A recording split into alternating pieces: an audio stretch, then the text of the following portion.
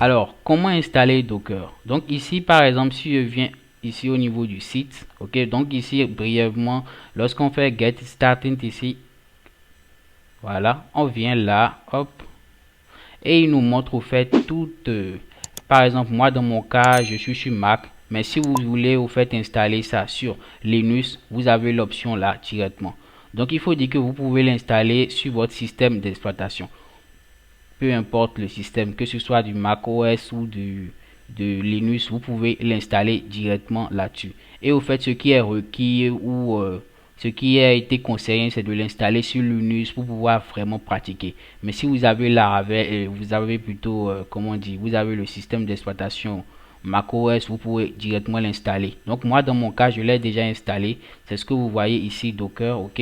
Donc là, une fois que je l'ai installé maintenant, je peux maintenant démarrer mon je peux démarrer au fait mon application Docker. Donc moi par exemple dans mon cas, j'ai déjà démarré l'application Docker, c'est ce que vous voyez ici. OK, c'est ce que vous voyez ici que l'application elle est démarrée. Donc lorsque vous démarrez l'application, c'est-à-dire lorsque vous lancez l'application, vous cliquez juste sur l'application ici.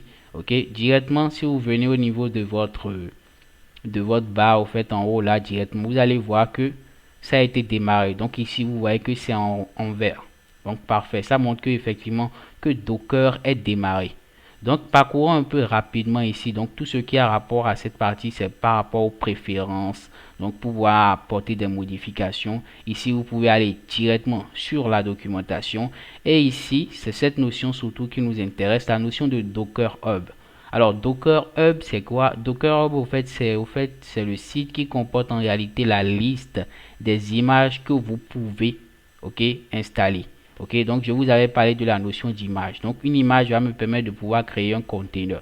Donc par exemple, dans mon cas, si je cherche par exemple l'image MySQL comme ceci, ok, je pars dessus. Vous voyez que ici, il me propose la liste de toutes les images qui existent liées à MySQL. Donc vous voyez, c'est cette image MySQL qui est là. Donc si je clique sur ça, par exemple, sur MySQL, on va voir plusieurs options. Par exemple, ici, il nous montre les différentes options, ok, les différentes versions de MySQL qui sont disponibles. On a la version 8.0.22 qui est la dernière version, la test. Et aussi, on a plein d'autres versions.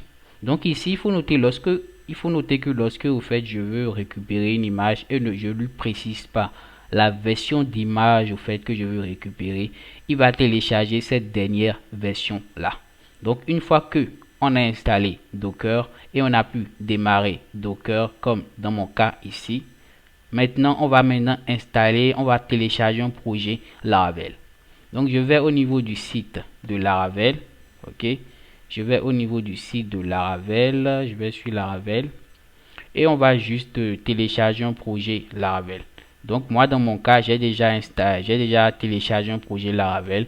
Donc il suffit seulement que vous allez au niveau de Get Started, installation et vous allez voir au fait comment installer Laravel. Donc ici faites attention, vous allez prendre la version 8 parce que c'est cette version qu'on veut utiliser. Donc vous descendez totalement vers le bas et il va vous dire comment l'installer. Donc là, tac tac, je descends. Voilà, ici il me dit que je peux faire composer create et je peux télécharger notre projet du nom de example app. Donc dans notre cas, il suffit seulement que vous copiez ceci.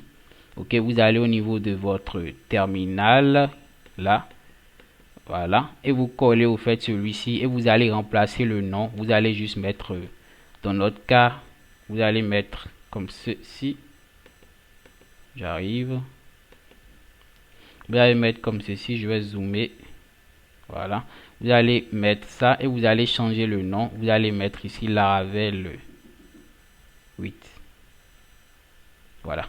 Donc une fois que vous le faites, vous validez et vous télécharger votre projet Laravel 8. Si cela est fait, je vous donne rendez-vous pour la 4e séance.